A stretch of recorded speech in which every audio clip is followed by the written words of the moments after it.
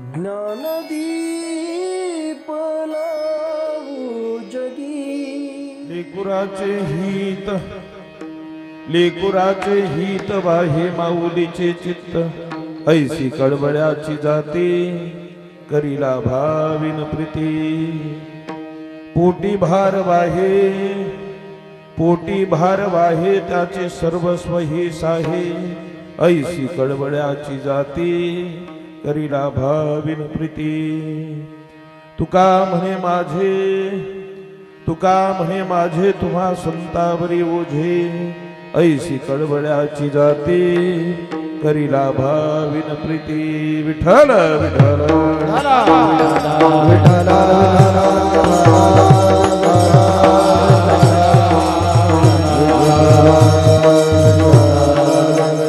लेकुराचे हित वाही माऊलीचे चित्त ऐसी कळवळ्याची जाते करीला भाविन प्रीती मंगलम भगवान विष्णु मंगलम गरुडध्वजा मंगलम पुंडरीकाक्ष मंगलायतनो हरिः सर्वमंगल मांगल्ये शिवे सर्वार्थ साधिके शरण्ये त्र्यंबके गौरी नारायणी नमोस्तुते नारायणी नमोस्तुते नारायणी नमोस्तुते समचरण सरोजम सांद्र नीलांबुदाभम जगन्निहित पाणी मंडनम मंडनाम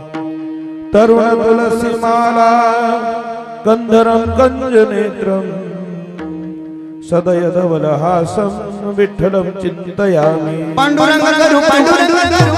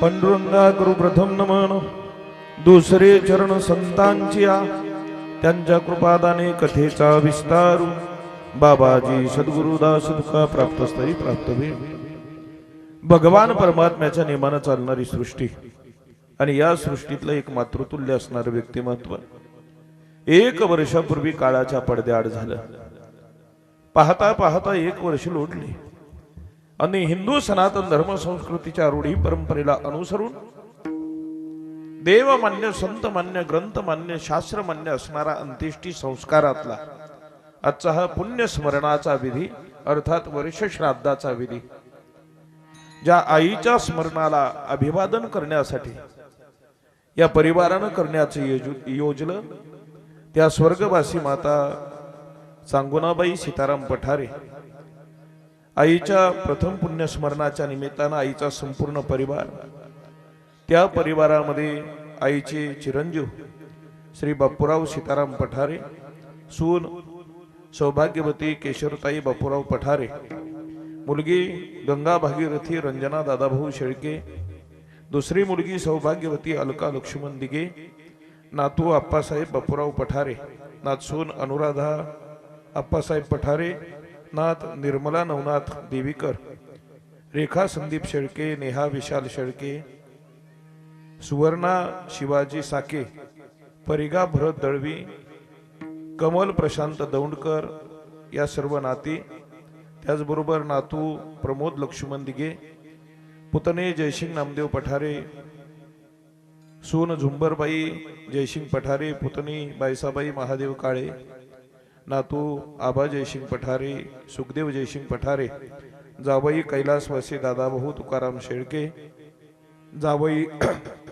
लक्ष्मण नारायण दिगे महादेव विष्णू काळे नाथ सौभाग्यवती शैला रामदास दळवी नाथ जाबाई नवनाथ एकनाथ देवीकर संदीप दादाभाऊ शेळके आणि विशाल दादाभाऊ शेळके संपूर्ण शेळके परिवार आपतेष्ट सगळे सोयरे नातेवाईक पै पाहुणे संपूर्ण पठारे परिवार या सर्व परिवाराच्या एकोप्यानं एक विचारानं आजचं हे पुण्यस्मरण या ठिकाणी करण्याचं योजना आणि त्या अनुषंगानं सेवेकरता निवडलेला अभंग इंद्रायणीच्या काठी बसलेलं छोटस गाव ज्या गावाचं नाव देहू आहे या देहू गावामध्ये कनकाई माता आणि बोलोबा महाराजांच्या पोटी जन्माला आलेलं विश्वरत्न ज्यांच्या विचाराची उंची भंडारा भामचंद्र गोराळेश्वरापेक्षा व्यापक होती प्रज्ञा ज्यांच्या घरी पाणी वाहण्याचं अलौकिक कार्य करत होती काळ गुलाम म्हणून सलाम करण्यास दारात तत्पर उभा होता छत्रपती शिवाजी राजांना स्वराज्याचं सुराज्य निर्माण करण्यासाठी ज्यांनी मार्गदर्शन करावं आयुष्यामध्ये 4 कोटी अभंगाच्या रचना कराव्यात त्यातले 4092 अभंग शिल्लक आहे त्या 4092 अभंगामधला आईचं चिंतन आईची महती आईचं वर्णन करणारा अभंग सेवेसाठी निवडला विठ्ठल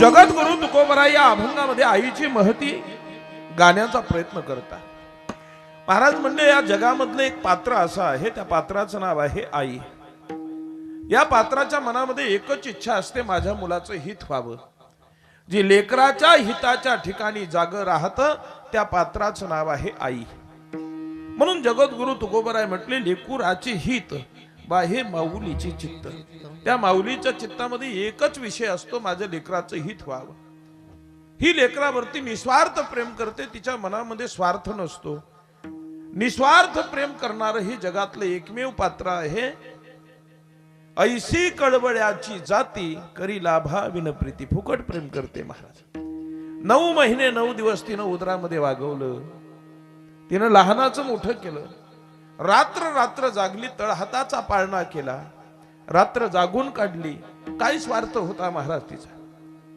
9 महिने 9 दिवस सांभाळलं पोटी भार वाहे पोटामध्ये भार सहन केला तिला त्याचे सर्वस्व हीच आहे त्याचं सर्व सहन केलं त्याला लहानाचा मोठा केला ही निस्वार्थ प्रेम करणारी आईचं पात्र आईची महती आहे मग ही किती सांगितल्यानंतर संपेल तुकोबराय म्हणले आईची महती सांगून संपणार नाही म्हणून तुकोबराय बाकी संतांना म्हटले तुका म्हणे माझे तुम्हा संतावरी आता तुम्ही सांगा मला आईची महती किती आहे हा आईची महती गाणारा सरळ सरळ अभंग आहे विठ्ठल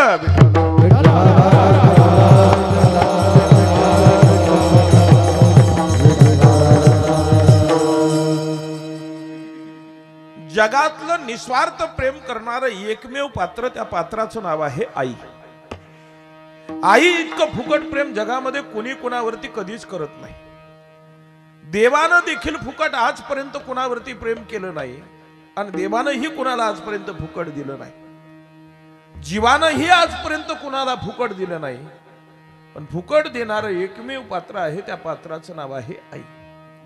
तिच्या अंतःकरणामध्ये एकच इच्छा असते, माझा मुलगा समाजामध्ये उभा राहिला तर समाजानं आदर्शाचा मापदंड त्याच्याकडे पाहून घ्यावा. माझी मुलगी ज्या घरामध्ये लक्ष्मीच्या पावलानं नांदायला जाईल तिचा शेवट त्या घरामध्ये लक्ष्मी सारखा व्हावा, ही प्रत्येक आईची इच्छा असते. आणि म्हणून ती आई लहानपणापासून मुलावरती संस्काराची पाखर घालत असते, म्हणून लहानपणापासून संस्कार देत असते. आई हे घरातलं पात्र असं आहे जे पात्र आयुष्याला पुरतही नाही आणि आयुष्यामध्ये कधी सरतही नाही. हे न पुरणारं निस्वार्थ प्रेम करणारं आयुष्यामध्ये कधीही न संपणारं पात्र आहे, त्या पात्राचं नाव आहे आई. या आईनं मनामध्ये एकच इच्छा बांधलेली असते, माझ्या मुलाचं हित व्हावं, माझा मुलगा हिताच्या ठिकाणी जागा राहावा. मग आधी समजून घ्यावं लागेल हित म्हणजे काय. आईनं सांगितलं की हिताच्या ठिकाणी जागं राहावं किंवा हिताच्या ठिकाणी जागं राहण्याचा प्रयत्न आई करत असते, पण आधी आम्हाला समजून घ्यावं लागेल हे हित म्हणजे काय. मग हित म्हणजे नेमकं काय. हित म्हणजे पैसा अडका, हित म्हणजे घरदार, हित म्हणजे बंगला गाडी, नोकर चाकर, हित म्हणजे नेमकं काय. हित हित हित हित आम्ही सहज बोलतानाही म्हणत असतो, तुला हित कळत नाही का, आम्हाला का आमचं हित कळत नाही का, आम्ही काय वेडे आहोत का.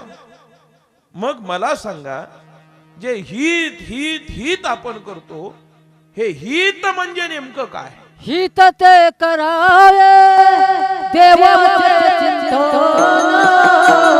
हित ते करावे देवाचे चिंतन, हित ते करावे देवाचे चिंतन, हित ते करावे देवाचे चिंतन. हो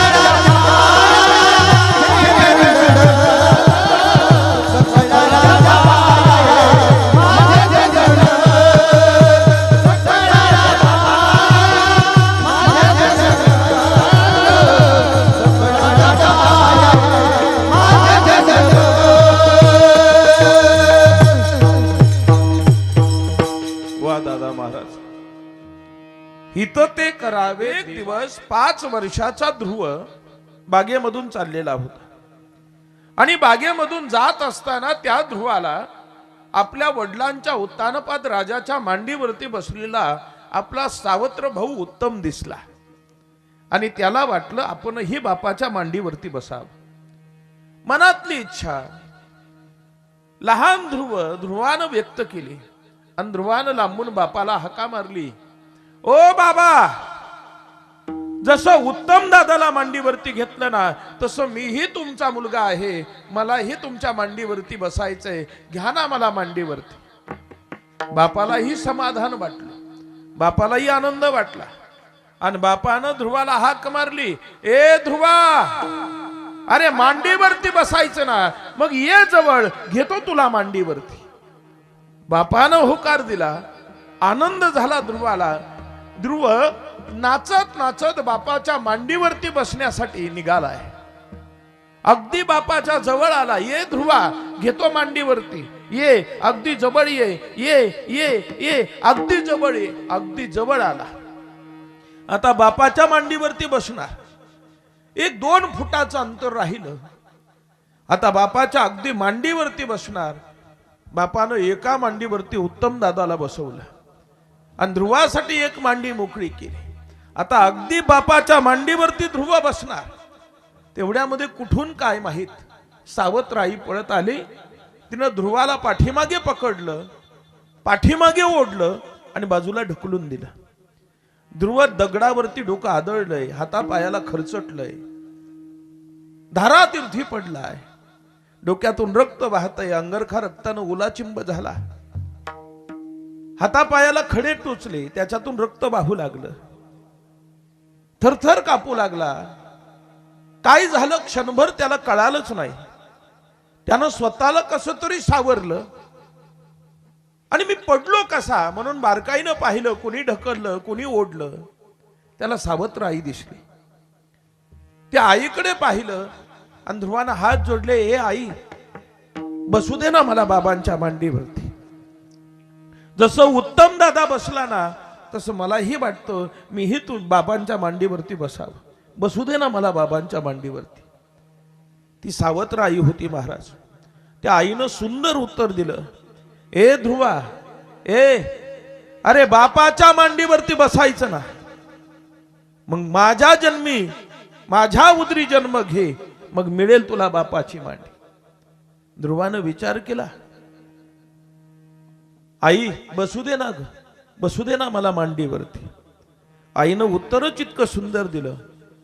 आई म्हटली, ए ध्रुवा, अरे बापाच्या मांडीवरती बसण्याचा एवढा छंद, एवढा शोक, एवढा मोह असेल ना, तर पुढच्या जन्मी माझ्या उदरी जन्म घे, मग मिळेल तुला बापाची मांडी. काय करावं ध्रुवाला कळेना. बापाकडे आशेनं पाहिले ना, हात जोडले. बापानं खाली मान घातली. तोही असमर्थ झाला. क्षणभर कळेना ध्रुवाला काय करावं. सावत्र आई बापाच्या मांडीवरती बसू देत नाही. जन्मदाता बाप मांडीवरती घ्यायला असमर्थ आहे. उठलाय, स्वतःला सावरलंय आणि जन्मदात्या आईकडे निघाला. काम करणाऱ्या जन्मदात्या आईनं येणाऱ्या ध्रुवाला पाहिलं, हातातलं काम सोडून दिलं आणि जन्मदाती आई पळत आली. रक्तानं माखलेला ध्रुव त्याच्या तोंडावरून हात फिरवला, पाठीवरून हात फिरवला, त्याला बिलगली, उचलून घेतलं, त्याचा मुका घेतला आणि विचारले, हे ध्रुवा, अरे येताना कुठे पडला की कुणाबरोबर भांडण तंटा केला? अरे तुझ्या हातापायाला लागलं, डोकं फुटलं, रक्त बंबाळ झाला, अंगर रक्तानं ओला चिंब झाला. ए ध्रुवा, अरे काय झालं सांग ना मला.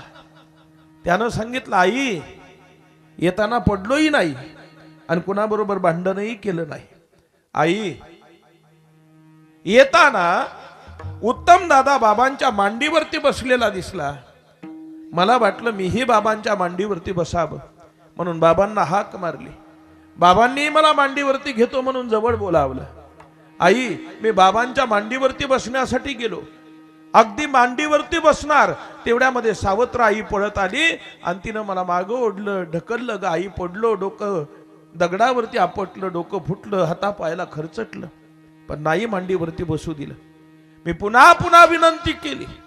त्या आईनं सुंदर उत्तर दिलं. आई त्या आईनं सांगितलं, हे ध्रुवा, अरे बापाच्या मांडीवरती बसण्याचा एवढा छंद, एवढा शोक, एवढा मोह असेल तर पुढच्या जन्मी माझ्या उदरी जन्म घे, मिळेल बापाची मांडी. आई मी त्या आईच्या पोटी नाही जन्माला आलो, पण तुझ्या पोटी जन्माला आलो ना. तू आई आहे ना माझी जन्मदाती, मग चल ना तू माझ्या बरोबर. तू सांग बाबांना मला मांडीवरती घ्यायला, मी त्यांच्या मांडीवरती बसतो, तू सांग ना. तिनं विचार केला, अरे मी तर नावडती आहे, मी तर नावडतीच आहे, मी नावडती आहे. हा बाबा माझं कधी ऐकणार नाही. तिनं ध्रुवाला समजवण्याचा प्रयत्न केला, तिनं ध्रुवाला प्रेमानं सांगण्याचा प्रयत्न केला, तिनं ध्रुवाला जवळ घेतलं, त्याच्या पाठीवरून तोंडावरून हात फिरवला, त्याचा मुका घेतला आणि ध्रुवाला सांगितलं, ए ध्रुवा, अरे मी घेते ना मांडीवरती, तुला माझ्या मांडीवरती बस, मी तुला माझ्या हातानं 2 घास भरवते, तुला जेवू घालते, तुला माझ्या मांडीवरती थापटून अंगाई गीत गाऊन तुला झोपी लावते ध्रुवा, अरे माझ्या मांडीवरती बस. पण त्यानं सांगितलं, ए आई, मला बाबांच्या मांडीवरती बसायचं, तुझ्या नाही बसायचं, चल ना बाबांना सांग मांडीवरती घ्यायला. ध्रुव ऐकत नाही, आईनं पुन्हा पुन्हा प्रेमानं सांगितलं, ऐकत नाही ध्रुव. प्रेमानं बोलणारी आई थोडीशी कठोर झाली आणि त्या आईनं सांगितलं, ए ध्रुवा, अरे बापाच्या मांडीवरती बसण्याचा एवढा छंद, एवढा शोक, एवढा मोह असेल ना, तर खऱ्या बापाच्या मांडीवरती बस, या खोट्या बापाच्या मांडीवरती का बसतो? ध्रुवाला कळे ना. ध्रुव आईच्या समोर उभा राहिला, हात जोडले आणि आईला सांगितलं, ए आई, कळालं नाही ग, समजून सांग ना मला, खरा बाप आणि खोटा बाप नेमकं काय आहे? आईनं सांगितलं, बाळा, हा जो बाप आहे ना, ज्याच्या मांडीवरती बसण्याचा अट्टहास तू केला, हा खोटा बाप आहे, यानं फक्त तुला जन्म दिला रे, पण याचाच याला भरोसा नाही, हा किती दिवस राहील, कधी याला निमंत्रण येईल आणि याला जावं लागेल, याच्या मांडीवरती तू बसला तर तुला खाली उतरावं लागेल का, याचाच याला क्षणाचा भरोसा.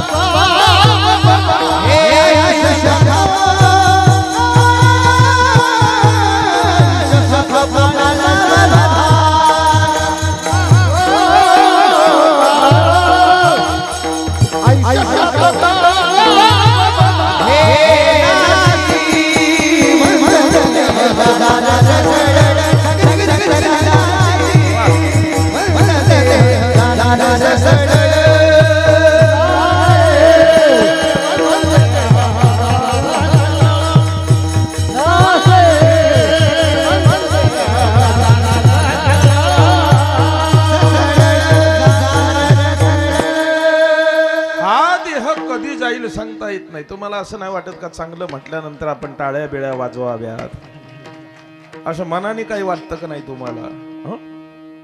बरं, तुम्ही इथं नाही टाळ्या वाजवायच्या, मग वाजवायच्या कुठं? टोल नाक्यावर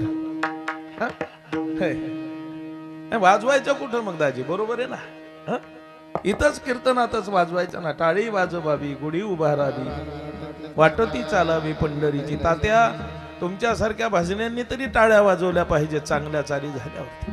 आमचं तात्या इकडचं उठलं आणि तिकडं गेलं. बाकीच्यांनी विचारलं, तात्या का आलं? म्हणलं आवाज चांगला आहे म्हणून ऐकायला आलो समोरून. आणि मग आवाज ऐकायचा म्हटल्यानंतर काहीतरी घेतल्याशिवाय फुकट काहीच मिळत नाही जगात. मग टाळ्या तरी निदान. नाशिवंत देह जाणार सकळ, आयुष्य खातो काळ साबत. कधी जावं लागेल काय सांगता येतं महाराज. राहायला कोण आलं इथं?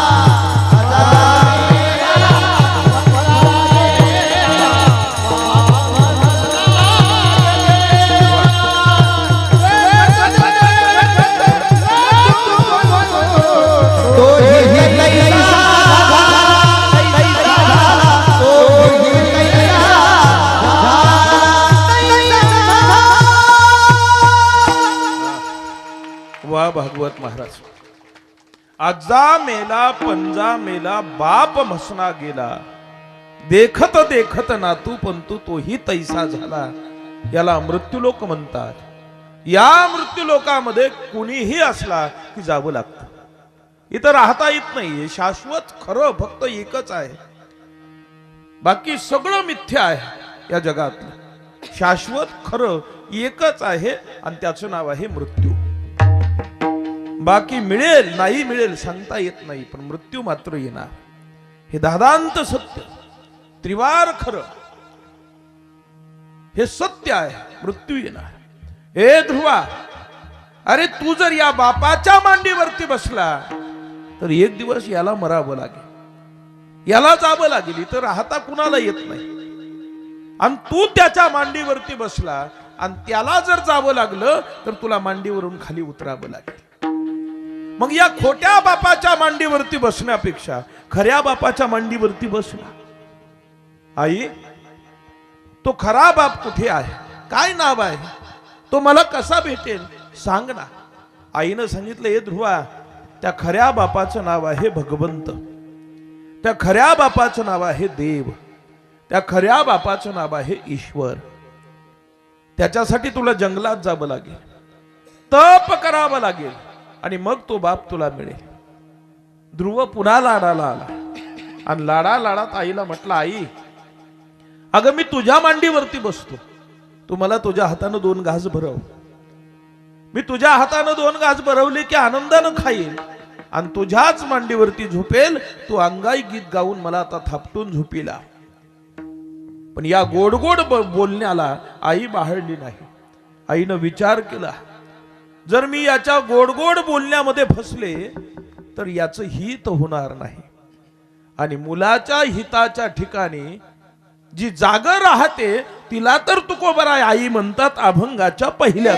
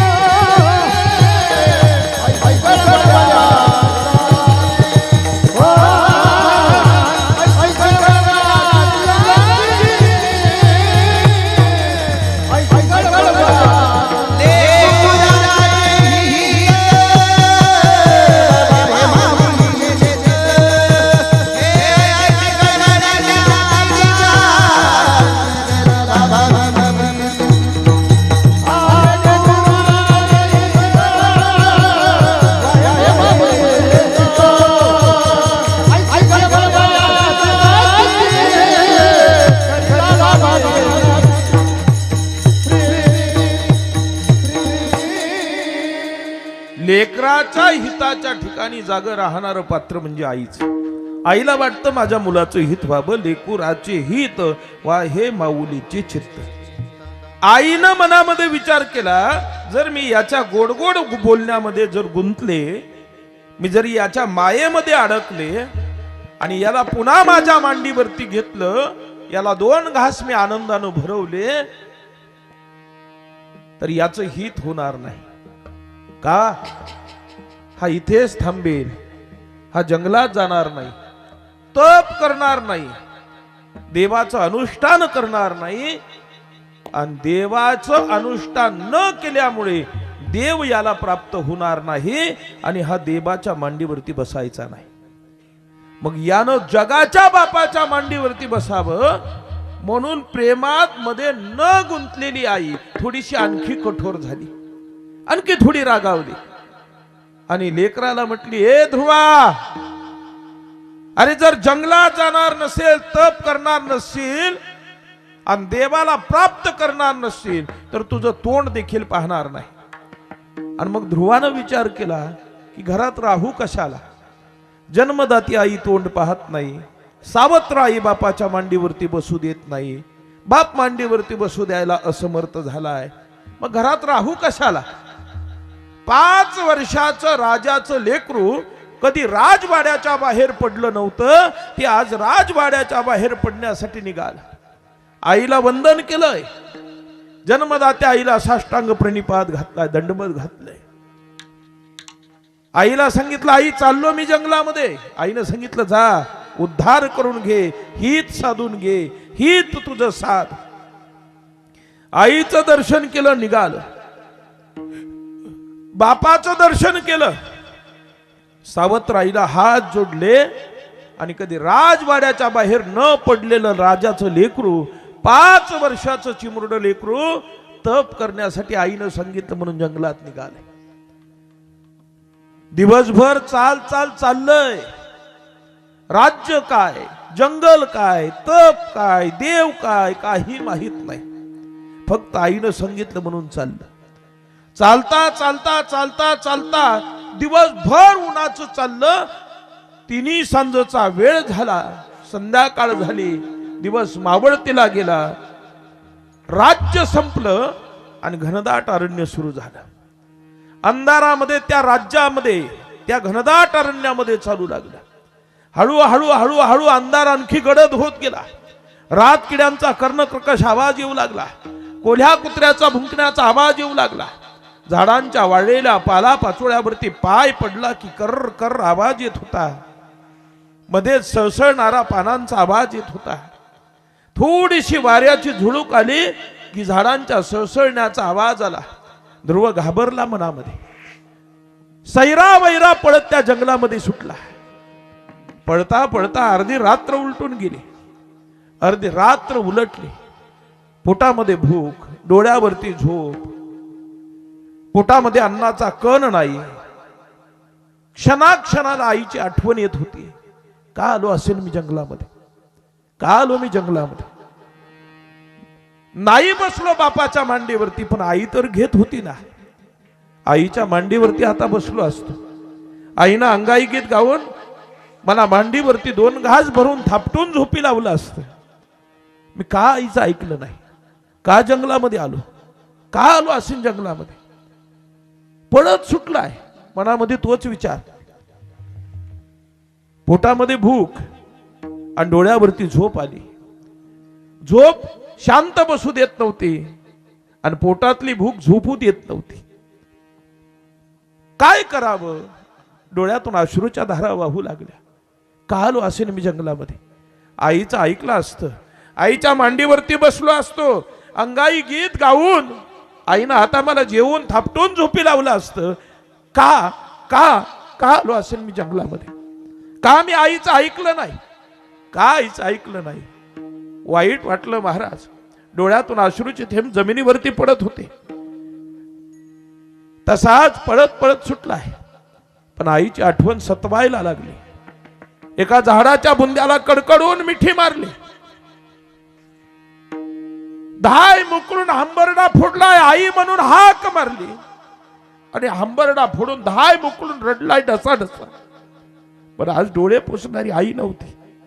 झाडाच्या बुंद्याला खेटून बसला, 2 गुडघ्यामध्ये डोकं घेतलंय. डोळ्यातून आसवांच्या धारा जमिनीवरती पडत होत्या. वाळलेल्या पानावरती आसवांची थेंब पडली की टप टप आवाज येत होता. पण आज अश्रू पुसणारी आई नव्हती. आईचा मायेचा पदर नव्हता अश्रू पुसायला. झोप सतावू लागली, पण आज झोपायला आईची मांडी नव्हती. रेशमाची गादी, चंदनाचा पलंग नव्हता.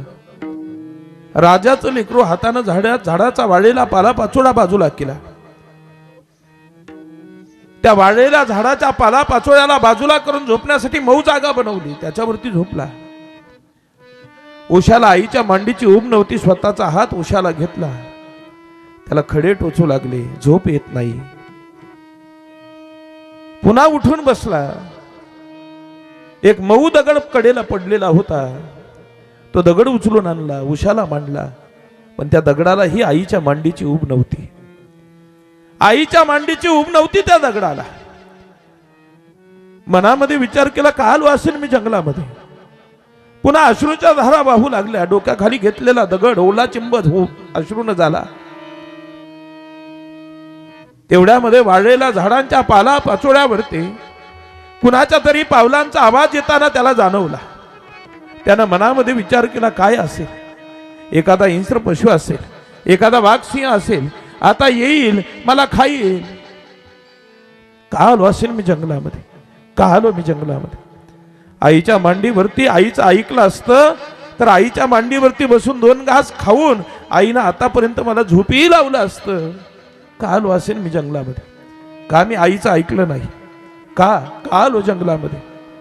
पुन्हा मनसोक्त रडला. येणाऱ्या पावलांचा आवाज अगदी जवळजवळ येऊ लागला. घाबरला, भयभीत झाला. काय असेल.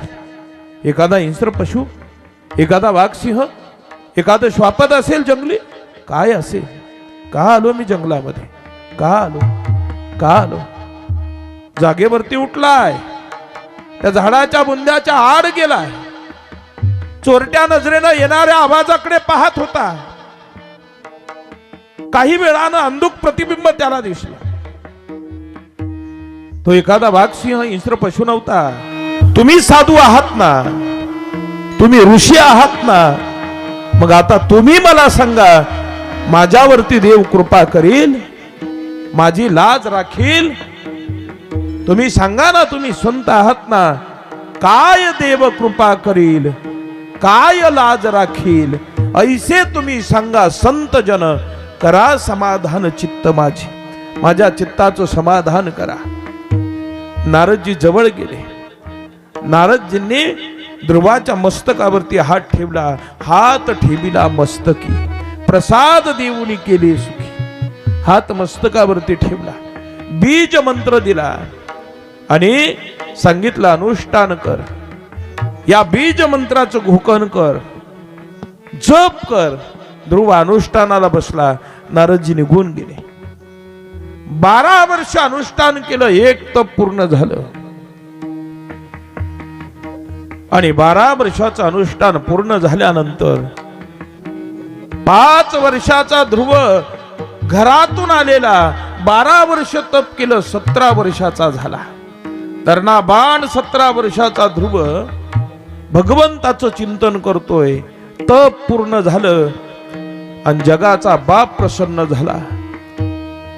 भगवंत प्रगट झाले आणि भगवंतानं सांगितलं, ए ध्रुवा, वरम गृही, वर माग. ध्रुव पाहत नाही देवाकडे. ए ध्रुवा, वरम गृही, वर माग. ध्रुव देवाकडे पाहत नाही. आपल्या भजनामध्ये, आपल्या नामस्मरणामध्ये रंगून गेला आहे. असो ऐसा कोठे आठबची नाही, देहीच विदेही भूगुदशा. विदेही दशेला पोहोचलेला ध्रुव पाहत नाही देवाकडे. देवानं ध्रुवाला सावध करण्यासाठी स्पर्श केला आणि जसा स्पर्श केला, स्पर्श सुखाची अनुभूती झाली ध्रुवाला. आणखी समाधीमध्ये गेला. पाहत नाही भगवान परमात्म्याकडे. पाहत नाही. न पाहिल्यामुळे भगवंत जवळ बसले आणि भगवंतानं ध्रुवाला उचललंय, आपल्या मांडीवरती घेतलं, मांडीवरती बसवलं आणि ध्रुवाला सावध करण्याचा प्रयत्न केला. बऱ्याच वेळानं ध्रुव सावध झाले आणि पाहिलं भगवंताच्या मांडीवरती बसलेला दिसला. भगवान परमात्मा म्हणतात, ध्रुवा वरमृही माग, तुला काय पाहिजे? ध्रुव म्हणला, देवा आता मागायला शिल्लक राहिलं काय? आता मागायला उरलं काय? भगवान परमात्मा मागण्याची आस पाहे मुखाकडे, ध्रुवाच्या मुखाकडे पाहत होते. माग. अरे ध्रुवा. ध्रुव म्हणतो, देवा आता मागू तरी काय रे? न मागता मिळालं, आता मागायची गरज काय? तपच एवढ्यासाठी केलं होतं की तुझ्या मांडीवरती बसायचं होतं, ते न मागता तू मांडीवरती घेतलं, आता मागायला उरलं काय? मागण्याची आस नाही नाही देवा, आता मागायला शिल्लक राहिलंच नाही. भगवान परमात्मा म्हणले, ध्रुवा तरीही माग काहीतरी. ध्रुव म्हणला, देवा मग आता एक कर, या मांडीवरून कधी खाली उतरू नको.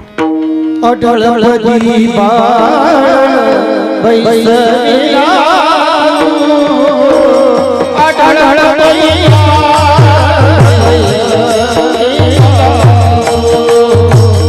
अटळपदी बाळ बैसविला,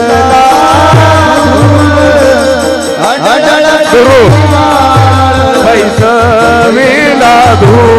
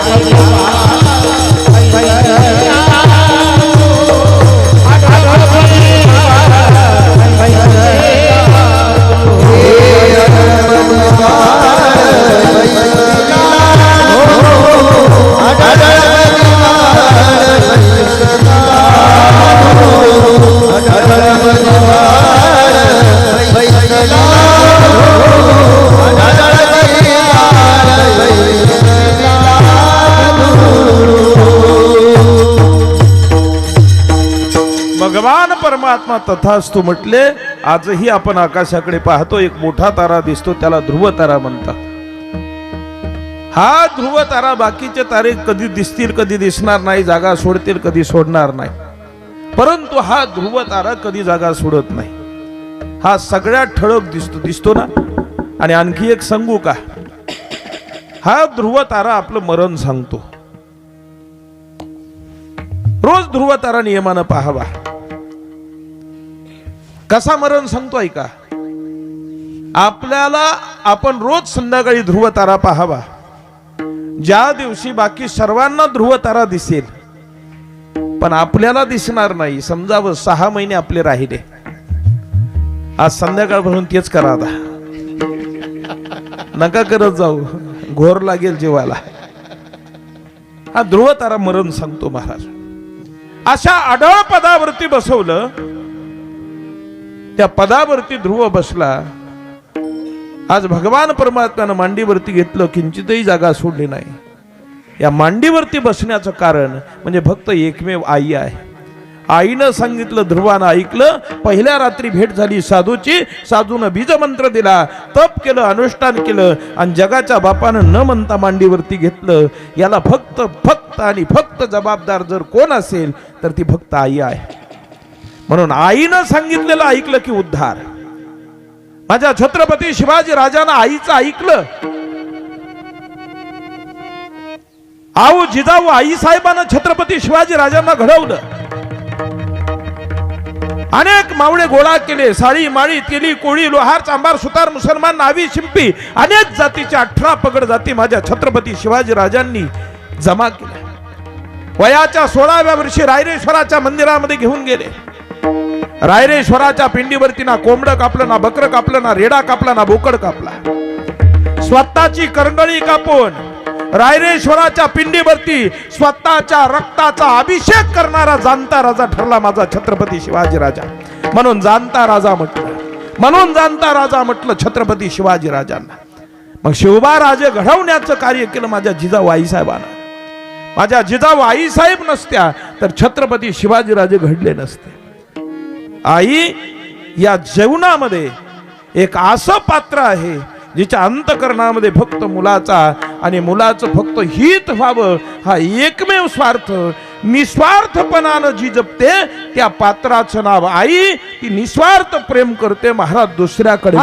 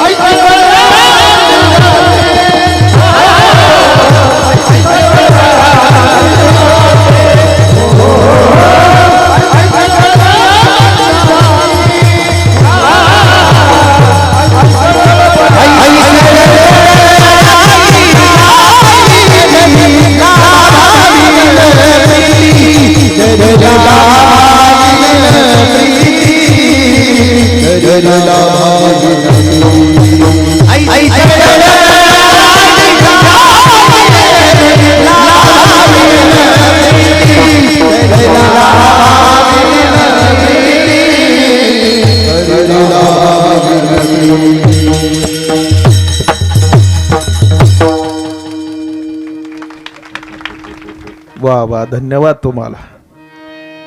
ऐसी कळवळ्याची जाती करी लाभाविन प्रीती. निस्वार्थ प्रेम करते त्या पात्राचं नाव आई महाराज. तिचा स्वार्थ काय असतो? पण एक सांगू का, या जगातलं सगळ्यात मोठं पात्र जर काय असेल तर त्या पात्राचं नाव आहे आई. जगत में सबसे बडी है माँ, माँ से बढ़कर कोई नाही. आई हे पात्र असं आहे, हे जगातलं सगळ्यात मोठं पात्र. म्हणून संतांना आई म्हटलं, नवल नाही. तुम्ही संत माय बाप कृपावंत, ज्ञानराज माझी योग्यांची माऊली. आई म्हटलं नवल नाही संतांना. पण देवाला आई म्हटलं महाराज. देवाला आईची उपमा द्यावी एवढी मोठी आई आहे जगात. देवापेक्षा ही मोठी आई. म्हणून देवाला आई म्हटलं. ये ग विठाबाई माझे पंढरीचे आई.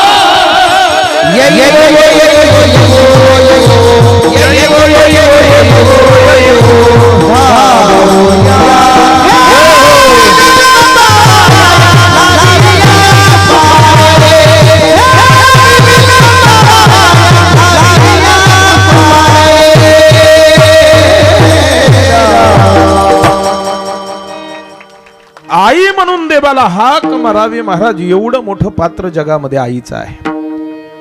म्हणून एकदा या आईच्या पुण्यस्मरणाच्या निमित्तानं जगाच्या आईचं भजन सर्वांनी हातानं टाळी आणि मुखानं नामचिंतन करायचं. विठोबा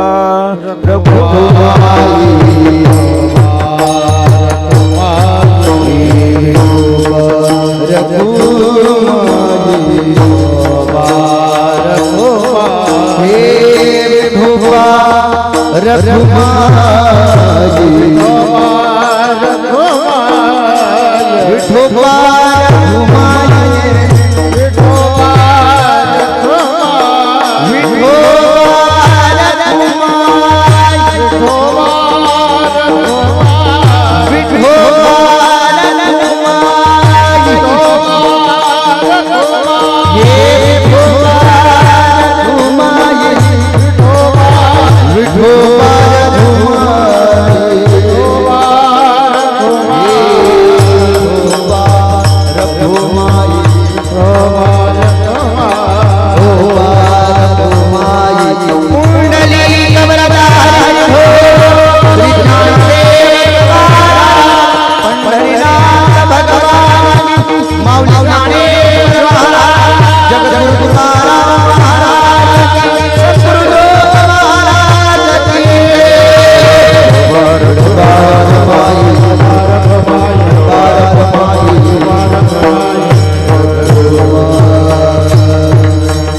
रघुवर लिकुराचे हित वाहे माऊलीचे चित्त ऐसी कळबळ्याची जाते करीला भाविन प्रीती. यथामती यथावकाश अभंगाचा भाव पाहण्याचा प्रयत्न 2 कडव्याचा झाला, पण कीर्तन थोडं उशिरा सुरू झालं म्हणून गडबड गोंधळ करू नका. महाराज, आयुष्य असं आहे की कितीही जगलं तरी जगावंच वाटतं, पण जगणं आपल्या हातामध्ये नाही आणि मरणंही आपल्या हातामध्ये नाही. पाहता पाहता वर्ष निघून गेलं. मी इथून पुढे कार्यक्रमाला चाललो. आई दारात बसलेली असायची. अंगावरती 9 वारी साडी. आईनं गाडी पाहिली की मला हात करायचा. वेळ असेल तर थांबायचं आणि वेळ नसला तर आई माघारी येतो म्हणायचं, पुढे जायचं. मी पप्पू मामांनी तळ हाताच्या फोडाप्रमाणे आईला जपलं, सेवा केली. आमच्या केशर मामींनी ही सेवा केली. आपणही पाहिजे त्यावेळेला दवाखान्यामध्ये नेण्याचं काम केलं. आपाची मंडळी असेल, सेवा कुटुंबानं केली संपूर्ण. फक्त दारामध्ये बसलेली आई होती ना तरी समाधान होतं महाराज. तिनं काम नाही करू द्यावं आता वयाच्या मानानं, फक्त ती दारामध्ये असावी तरी समाधान असतं. या जगामध्ये कुणीच कुणावरती फुकट प्रेम करत नाही आई सोडलं तर. नितांत प्रेम करत होती आई, नितांत प्रेम, फुकट प्रेम करत होती. पण आले देवाजीच्या मनात तेथे कोणाचे चालेना. नियतीनं डाव मांडला. त्या डावाचं नाव आहे जन्म आणि मृत्यू. चुकवताच येत नाही महाराज. कुणाला चुकवता येतोय? जोपर्यंत आहे तोपर्यंत खऱ्या अर्थानं तिची किंमत कळत नाही. आणि एकदा आई गेली का किंमत कळल्याशिवाय राहत नाही. अनमोल किमतीचं जर रत्न या जीवनामध्ये कोणतं असेल तर त्या रत्नाचं नाव आहे आई. आईसारखं नितांत प्रेम करणार कोणीच नाही.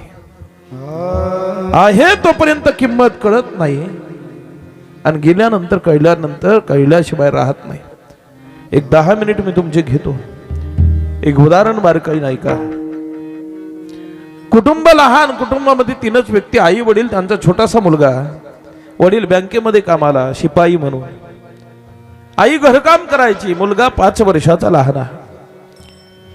आईनं रोज सकाळी उठायचं, पतीचं आवरून द्यायचं, पतीला डबा करून द्यायचा, पती बँकेमध्ये निघून जायचा.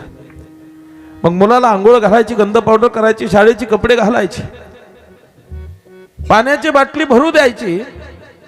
मुलाला उचलून घ्यायचं, कधी कडेवरती, कधी पाटकोळी, कधी खांद्यावरती, कधी बोटाला धरायचं आणि बालवाडीमध्ये लेकराला नेऊन बसवायचं.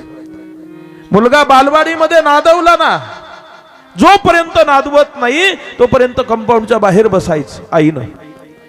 एकदा मुलगा नादवला की आईनं पटकन घरी यायचं, आपलं घरचं थोडं फार राहिलेलं काम करायचं. 12 वाजता शाळा सुटणार, 11:15 वाजता पुन्हा शाळेच्या गेट जवळ जाऊन बसायचं. मुलगा पळत यायचा, शाळा सुटली की आईला बिलगायचा, आईचा मुका घ्यायचा. आईनंही त्याला उचलून घ्यायचं, त्याच्या तोंडावरून पाठीवरून हात फिरवायचा, त्याचा मुका घ्यायचा, त्याला उचलून घ्यायचं आणि घराकडे निघायचं. कधी पाटकोळी घ्यायचं, कधी कडेवरती, कधी खांद्यावरती घ्यायचं, कधी बोटाला धरून त्याच्याबरोबर बोबडं बोलायचं. घरी यायचं, दिवसभर त्याला खेळवायचं. खेळता खेळता बाकीची कामं करावी. पाहता पाहता वर्ष निघून गेलं. मुलगा पहिलीत गेला आणि बापाचीही बदली झाली. 20 किलोमीटर वरती बाप बँकेत कामाला होता, आता 40 किलोमीटर रनिंग झाली त्याची धावपळ होऊ लागली. मुलगा पहिलीत गेला. रानातली वस्ती, गावापासून 2 किलोमीटर अंतर घराच. आता आईची ही धावपळ होऊ लागली. बाप सकाळी लवकर उठायचा, पत्नी पटपट आवरू द्यायची आणि बाप 40 किलोमीटर बँकेमध्ये कामाला जायचा. आता 2 किलोमीटर शाळा गावात. एकटं लेकरू कसं जाणार? आईचा नियम, आईनं मुलाला आंघोळ घालावी, गंध पावडर करावी, शाळेचे कपडे, मिठाची भाजी पोळी, पाण्याची बाटली भरावी आणि मुलाला घेऊन कधी त्याच्याबरोबर बोलत बोलत गप्पा मारत त्याच्याबरोबर खेळत खेळत कधी बोटाला, कधी कडेवरती, कधी खांद्यावरती, कधी पाटकुडी घ्यावं आणि गावामध्ये 2 किलोमीटर पायी यावं. मुलाला पहिलीमध्ये बसवावं. मुलगा चांगला नादवला की आईनं घरी निघून जावं. 4:45 वाजता शाळा सुटणार. आईनं 4:30 वाजता शाळेच्या समोर येऊन उभं राहावं. शाळेची घंटा वाजली की लेकरं पळत यायची. लेकरं पळत यायची. आई जवळ यायचा, हा पळत यायचा. आईने याला उचलून घ्यायचं, घरी घेऊन जायचं. रोजचा नियम ठरलेला. मुलगा पहिलीतून दुसरीत, तिसरीत, चौथीत, 5वीत गेला, नियम तोच. 6वीत गेला, 7वीत गेला, आईचा नियम तोच.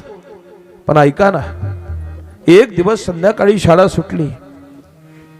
मुलगा पळत आला. त्यानं पाहिलं आज त्याला उभी असणारी आई दिसली नाही. ज्या ठिकाणी आई रोज थांबत होती तिथं आई त्याला दिसली नाही. त्यानं विचार केला, का आली नसेल बरं आई, का आली नसेल आई. आईनं कधीच उशीर केला नाही. आज आई आली नाही, का आली नसेल आई. वाट पाहिली आईची, आई आली नाही. 5 वाजल्या. बाकीचे विद्यार्थी आपापल्या पालकांबरोबर निघून गेले. शिक्षक वर्गही निघून गेला. शिपायानं शाळेला कुलप लावली. कंपाऊंडचं गेट लावलं, गेटलाही कुलूप लावलं. 5:15 वाजल्या. एकटा बाहेर मुलगा हा 7वीचा उभा राहिलेला आणि शिपाई काकाने त्याला विचारलं, बाळू अरे घरी नाही गेला. त्यानं सांगितलं, काका आज आईच नाही आली. का आली नाही कुणास ठाऊक काका, पण आजपर्यंत तिनं कधी उशीरच केला नाही, पण आज आई नाही आली. मी सोडू का रे तुला घरी. नाही काका येईल आई, अजूनपर्यंत तिनं कधी उशीर केला नाही, वाट पाहतो मी जरा वेळ. अरे मी सोडतो ना.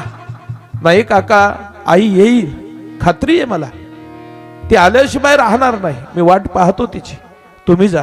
काकाही निघून गेला. 5:30 वाजल्या. आई आली नाही. 5:45 वाजले, आई आली नाही. 7:15 वाजले, आई आली नाही. 7:30 वाजल्या तरी आई आली नाही. मुलानं मनामध्ये विचार केला, का आलो, का आली नसेल बरं आई. आज आई बरोबर बोलायचं नाही, आईला विचारायचं आई का आली नाही, किती वाट पाहिली मी तुझी. हळूहळू अंधार गडद होत गेला. झाडांची सावली पडली की अंधार आणखी काळोख घनदाट दिसत होता. घाबरला मनामध्ये विचार केला, बास कुठपर्यंत वाट पाहावी, घरी जायचं एकट्यानं, पण आई बरोबर नाही बोलायचं. आईला विचारायचं, आई किती गा वाट पाहिली, तू आली नाही, भीती वाटली नाही. कुत्रे भुंकले की भीती वाटायची. थोडीशी वाऱ्याची झुळूक आली, झाडांचा पाला हलला, सळसळ आवाज आला की मुलगा घाबरायचा. एखादी वाऱ्याची झुळूक आली, वाळलेला झाडांचा पाला पाचोळ्या पुढे सरकायचा, तसा घाबरायचा. आता मनामध्ये विचार केला, का आली नसेल आई. आज आई बरोबर बोलायचं नाही, आईला रागवायचं, आईला विचारायचं आई का आली नाही. मनामध्ये पक्का निर्धार केला आणि एकट्यानं घराकडे जाण्याचा विचार मुलानं केला. मुलगा घराच्या दिशेने निघालाय. झाडांच्या वाळलेल्या पाला पाचोळ्यावरती पाऊल पडला की कर्र कर्र आवाज येत होता. त्याला घाबरलाय आणि पळत सुटलाय घराच्या दिशेनं. कुत्र्याच्या भुंकण्याचा आवाज आला. घराच्या दिशेनं सैरा बहिरा पळत सुटला. मनामध्ये एकच विचार, आई बरोबर बोलायचं नाही, आईला रागवायचं, आईला विचारायचं आई का आली नाही. सैरा बहिरा पळत सुटलाय घराच्या दिशेनं. घरासमोर जाऊन पोहोचलाय. 7:30 वाजलेल्या होत्या. 5-25 पुरुष मंडळी दारात उभे होते. का उभे राहिले लक्षामध्ये आलं नाही. पुरुष मंडळी मधून रस्ता काढत काढत काढत काढत घराकडे गेला. एक पाऊल उंबऱ्याच्या आत, एक पाऊल उंबऱ्याच्या बाहेर होतं. घरात डोकवलं. घरामध्ये 5-25 महिला बसलेल्या होत्या. मध्यभागी आई झोपलेली होती. आई का झोपली, महिला का बसल्या, पुरुष बाहेर का जमले, बालमनाच्या लक्षात आलं नाही. ज्या ठिकाणी रोज दप्तर ठेवत होता त्या ठिकाणी दप्तर ठेवलंय. गर्दीतून रस्ता काढत काढत झोपलेल्या आई जवळ गेलाय. मनामध्ये ठरवलं होतं आई बरोबर बोलायचं नाही, आईला रागवायचं, आईला विचारायचं का आली नाही, पण राहवलं नाही. झोपलेल्या आई जवळ गेलाय, आईच्या तोंडावरून हात फिरवला, आईचा मुका घेतला, आईला पाहिलं आणि सगळं विसरून गेला. आई बरोबर बोलायचं नाही, आईला रागवायचं, आईला विचारायचं विसरून गेला. आईला पाहिलं, तोंडावरून हात फिरवला, मुका घेतला आणि हळूच आवाज काढला, आई आई उठ ना ग आई. एकटा आलो ग शाळेतून आई, किती वाट पाहिली तुझी, तू आलीच नाही. मनामध्ये ठरवलं तुझ्या बरोबर बोलायचंच नाही, पण आई मला काय माहिती तुला झोप लागली. आई एकटा आलो ग शाळेतून, आता उठ ना उठ ना, मी एकटा आलो ग शाळेतून आई, आई उठ ना ग. तेवढ्यामध्ये कोणीतरी माता माऊलीने त्याला जवळ घेतलं आणि सांगितलं, बाळ्या आता आई कधीच उठणार नाही, आई देवाघरी गेली, आई देवाघरी गेली, आई कधीच उठणार नाही. आता त्या लेकरानं पुन्हा आईकडे तोंड केलं, आईच्या जवळ गेला, आईच्या तोंडावरून हात फिरवला, आईचा बुका घेतला, आई आई उठ ना ग आई, नाही ग त्रास द्यायचं तुला आता. आई एकटा येईल उद्यापासून ग शाळेतून, एकटा जाईल शाळेतून, आई नाही त्रास देणार, पण आई एकदा माझ्याशी बोल ना, एकदा पहा ना माझ्याकडे डोळे उघडून, तुझा बाळ्या शाळेतून एकटा आला, आई एकटा आला, एकदा उठ ना आई. पुन्हा माता माऊल्यांनी जवळ घेतलं, सांगितलं, बाळ्या आई कधीच उठणार नाही आता, आई देवाघरी गेली. पुन्हा आईकडे गेला, आईच्या तोंडावरून हात फिरवला, आईचा मुका घेतला, आई आई तू जर देवाघरी गेली तर उद्या आई मी कुणाला म्हणू, कुणाला आई म्हणू. आई नको ना ग जाऊ देवाच्या घरी, आई नाही त्रास द्यायचं ग आई, मी तुला नाही त्रास द्यायचं, एकटा येईल उद्या, पण तू देवाघरी जर गेली तर मी उद्या आई कुणाला म्हणू, आई कुणाला आई म्हणू. आई माझ्या तोंडावरून कोण मायेनं हात फिरविला, आई आई माझा बाळ्या उद्या कोण मला म्हणेल ग आई, आई उठ ना ग आई, आई जाऊ नको ना. बराचसा प्रयत्न केला, आई उठत नाही. जवळचे पाहुणे गोळा झाले, लांबचे यायला वेळ होता. अंतयात्रा सकाळ करायची ठरवली. रात्रभर लेकराच्या डोळ्याला डोळा नाही, रात्रभर लेकराच्या डोळ्याला डोळा नाही. रात्रभर मुलगा आईच्या उशाला बसून राहिला, आईच्या तोंडावरून हात फिरवायचा, मुका घ्यायचा, आई आई उठ ना ग आई उठ ना, आई एकदा माझा बाळ्या म्हण ना ग आई, आई एकदा उठ ना ग आई. सकाळ झाली, रात्रभर डोळ्याला डोळा नाही. सकाळ झाली, सकाळ झाली, लांबचे पाहुणे गोळा झाले. दारामध्ये 3 दगडाची चूल मांडली, हंडाभर पाणी तापायला ठेवलं. तोपर्यंत दारात कुणीतरी फळी आणून टाकली. हात भाजेल एवढं गरम पाणी स्नानासाठी घेतलं. प्रेत उचलून त्या फळीवरती स्नानासाठी मांडलं. हात भाजेल एवढ्या गरम पाण्यानं प्रेताला स्नान घालण्यात आलं. तोपर्यंत कुणीतरी तिरडी बांधली. प्रेताच्या अंगावरती नवीन कपडे घालण्यात आले. तिरडीवरती पांढरं कापड अंथरलं. प्रेत उचलून तिरडीवरती ठेवलं. प्रेत हालू नये म्हणून सुतोळीने बांधण्यात आलं.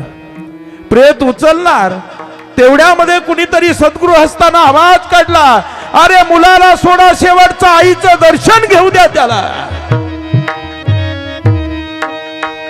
मुलाला सोडण्यात आलं. गर्दीतून रस्ता काढत काढत काढत काढत काढत मुलगा त्या तिरडी जवळ आला. पण खरं सांगू का, त्यानं आईचं दर्शन नाही केलं. त्यानं तटा तटा त्या तिरडीच्या सुतोळ्या तोडायला सुरुवात केली. एकाच आक्रोश केला, अरे सोडा, ती आई आहे माझी. तिला जर घेऊन गेला तर उद्या मी आई कोणाला म्हणू, कोणाला आई म्हणू, कोणाला आई म्हणू. आई आहे ती माझी, सोडा तिला, नेऊ नका. अरे जर तिला नेलं उद्या मी कोणाला आई म्हणणार, कोणाला आई म्हणू. कशी तरी लेकराची आणि त्या माईच्या प्रेताची ताटातूट केली महाराज. प्रेत स्मशान भूमीमध्ये लिहिलं. अंत्यसंस्कार झाला. लेकराच्या जीवनातले माय गेले. पुन्हा जगाच्या बाजारामध्ये आईचं प्रेम त्या लेकराला कशानच विकत मिळालं नाही. म्हणून जगामध्ये निस्वार्थ प्रेम करणारं पात्र जर कोणतं असेल तर त्या पात्राचं नाव आहे आई. ऐसी कळवळ्याची जाती करी लाभा विन प्रीती. मग महाराज ही आई लेकरावरती किती निस्वार्थ प्रेम करते. अहो 9 महिने 9 दिवस उदरामध्ये वागवते आणि त्याचं सर्व काही सहन करण्याचं काम करते.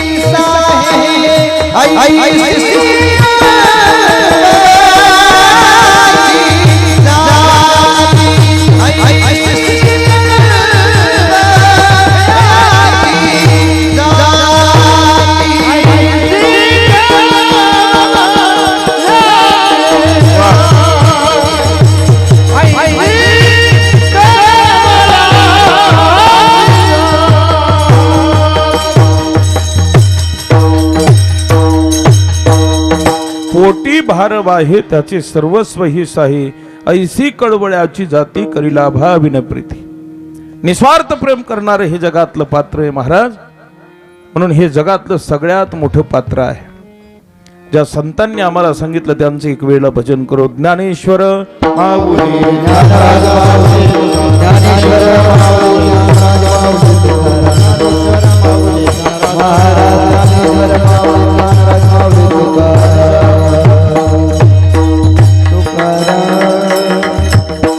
वेळामध्ये अभंगाचा भाव पाहण्याचा प्रयत्न केला. लेकराच्या हिताच्या ठिकाणी जागर राहते त्या पात्राचं नाव आई. जी फुकट प्रेम करते त्या पात्राचं नाव आई. मुलाचं हित व्हावं ही जिच्या अंतकरणामध्ये इच्छा असते तिचं नाव आई. 9 महिने 9 दिवस उदरामध्ये वागवते तिचं नाव आई. आणि आपलं सर्व काही सहन करते तिचं नाव आई. मग एवढं सांगून आई संपेल का? संपणार नाही. म्हणून शेवटच्या कडव्यामध्ये बाकी संतांना विचारलं तुकोबारायांनी, एवढं सांगून आई संपेल? नाही संपणार ना. मग आता हे आईच्या उपकाराचं ओझं तुमच्या डोक्यावर. तुका म्हणे माझे, तुका म्हणे माझे, तुका म्हणे माझे, तुका तुका तुका म्हणे माझे,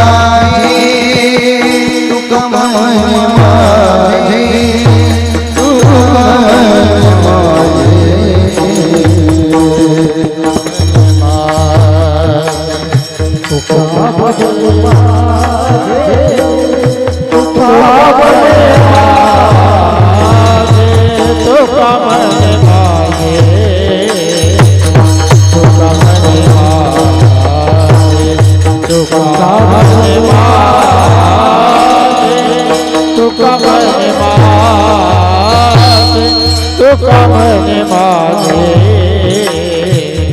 तुका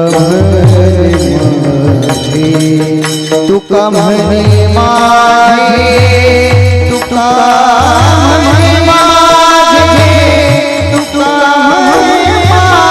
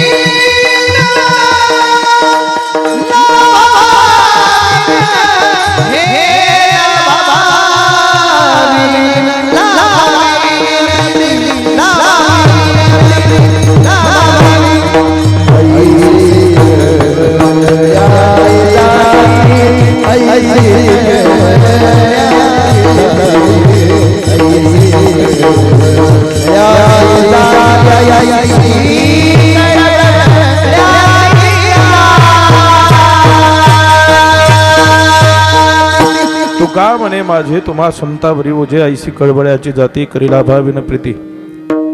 यथामती यथावकाश अभंगाचा भाव पाहण्याचा आपण प्रयत्न केला. आज पाहता पाहता आईला जाऊन 1 वर्ष पूर्ण झालं आणि आईच्या प्रथम पुण्यस्मरणाच्या निमित्तानं स्वर्गवासी माता चांगुणाबाई सीताराम पठारे आईच्या स्मृतीला अभिवादन करण्यासाठी आईचे चिरंजीव आमचे मामा की ज्यांनी रेशनिंगच्या दुकानाच्या माध्यमातून सर्वांशी एक नाळ जोडून ठेवली, अत्यंत सलोख्यानं प्रेमानं सर्वांशी एकोप्यानं एक विचारानं ज्यांनी आपला व्यवहार करावा आणि एक गावच्या जडणघडणीमध्ये सामाजिक राजकीय आध्यात्मिक क्षेत्रामध्ये ज्यांनी कायम सहभाग नोंदवावा ते आदरणीय श्री बापूराव सीताराम पठारे मामा, आमच्या मामी सौभाग्यवती केशर बापूराव पठारे, 2 मावशी रंजना दादाभाऊ शेळके आणि अलका लक्ष्मण दिगे, आप्पासाहेब बापूराव पठारे आणि आप्पाची मंडळी अनुराधाताई, सर्व नातवंड पुतणे जावई सर्वांच्या एक विचारानं एकोप्यानं आजचं हे पुण्यस्मरण या ठिकाणी करण्याचं योजलं. त्या अनुषंगाने आजची ही कीर्तन रूपी सेवा भगवान परमात्म्याच्या चरणारविंदी समर्पित करण्याचं काम आपल्या वाट्याला आलं. पण कीर्तन म्हटलं की नोहे हा एकल्याचा खेळ म्हणून मेळ जमविला. ज्यांचा सुंदर आवाज तुम्ही ऐकला त्या आदरणीय हरिभक्तीपरायण श्रीराम महाराज महामुनी सर, आदरणीय हरिभक्तीपरायण दादा महाराज देवीकर, आदरणीय हरिभक्तीपरायण ज्यांचा गोड आवाज तुम्ही पहिल्या चालीपासून शेवटच्या चालीपर्यंत ऐकला ते संगीत विशारद भागवतजी महाराज भाग्यवंत आळंदी देवाची, त्यांच्या शेजारी असणारे आदरणीय हरिभक्तीपरायण शिवव्याख्याते युवा कीर्तनकार आणि ज्ञानदीप लावजगी या यूट्यूब चॅनलच्या माध्यमातून ज्यांनी अनेकांच्या घराघरात मनामनात परमार्थ रुजवण्याचं कार्य केलं ते आदरणीय हरिभक्तीपरायण सुरेशजी महाराज गावडे, ज्यांनी कॅमेऱ्यावरती शूटिंग केली ते त्यांचे लहान भाऊ आमचे लहान मेहुणे आणि ज्यांच्या पावल्या तुम्ही पहिल्यापासून शेवटपर्यंत मन लावून पाहिल्या, ज्यांनी टाळाची साथ दिली ते आमच्या श्री संत निळोबराय वारकरी शिक्षण संस्था पिंपळनेर यांच्या संस्थेतले सर्व विद्यार्थी, आदरणीय हरिभक्तीपरायण गणेशजी महाराज शेंडे यांनी मुलांना घडवलं शिकवलं म्हणून मुलं पावल्या खेळली.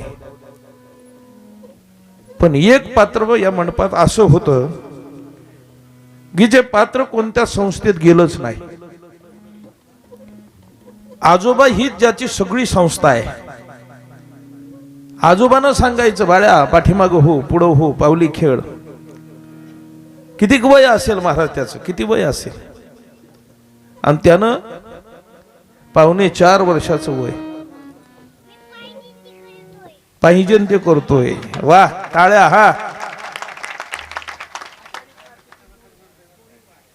आषाढी कार्तिकीच्या दोन्ही वाऱ्या पंढरपूरच्या आळंदीच्या करतोय महाराज. असं रत्न कुळी कन्या पुत्र होती जी सात्विक तयाचा हरिक वाटे देवा.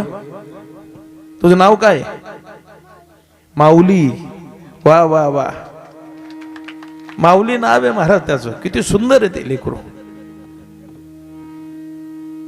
त्यानं इतक्या पावल्या खेळल्या, इतक्या पावल्या, इतका आनंद लुटला की महाराज जेवढा आनंद आपण कोणीच लुटला नाही त्याच्यापेक्षा सरपंच नक्कीच त्यानं बाई नक्कीच त्यानं नक्की आनंद लुटला. इतका आनंद लुटला, त्याचं मनापासून धन्यवाद. एवढा मोठा हो, एवढा मोठा हो. जशी आळंदीची माऊली आहे ना त्या माऊलीप्रमाणे आमची ही मशाची माऊली व्हावी आणि वारकरी संप्रदायामध्ये एक उत्तुंग नाव कमवावं हे आपल्या सर्वांच्या वतीनं पांडुरंगाचरणी प्रार्थना करू. आपण सर्वजण बापू मामांवरती प्रेम करत आहात. आपण या ठिकाणी आलात, पठारे परिवाराच्या वतीनं आपलं ऋण तर व्यक्त करणं गरजेचं आहे. अनेक मान्यवर मंडळी या ठिकाणी उपस्थित आहेत. या ठिकाणी वडगाव शिंदोडीचे सरपंच आदरणीय मोहन भाऊ या ठिकाणी उपस्थित आहेत. वडगाव शिंदोडीचे चेअरमन आदरणीय सोमनाथजी पवार साहेब या ठिकाणी उपस्थित आहेत. आदरणीय कार्यगावरून डॉक्टर हिरामनजी आत्मारामजी गावडे आणि ॲडव्होकेट हिरामनजी गावडे दोनही आमचे आजसासरे या ठिकाणी उपस्थित आहेत.